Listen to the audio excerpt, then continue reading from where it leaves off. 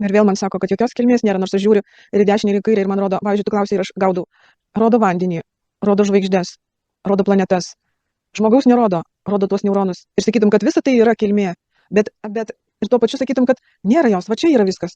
Žinai, kaip ir sakytum, jūs prisigalvojat savo, ko nėra. Kokių nėra klausimų, sakytum, žmonės va prisigalvoja, nu. Galvoja, kad čia kažkaip yra, kad būtų, kad bus, bet va to nėra. Jie norėtų sužinoti ten kažką daug apie tą ir tą, bet to iš vis nėra. O taip, lyg sakytum, iš tenai kažkur ateina kažkoks toks atsakymas, toks lengvai sako, nu nėra, to nėra. Ir va, aš parodė tik tai, va, kas yra, kaip visa tai sukurta.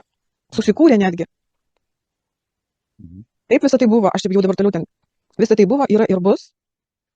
Bet aš sakau tenais, tai kaip sakau, tai iš kažkokio tai grūdelio turėtų čia būti ta visata, va ten sakau kažkur tai.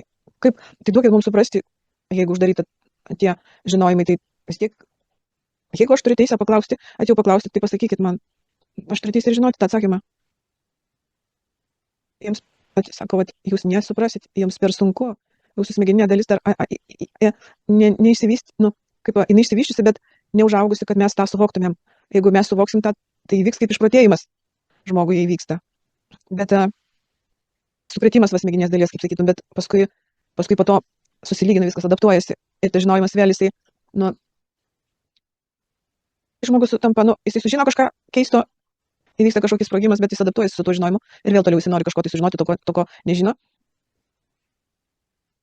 Bet, kaip ten ilgai išpešti reikia, matai, dėl to, kad kažkoks biolaukas yra, kad turi iš ten išimti informaciją.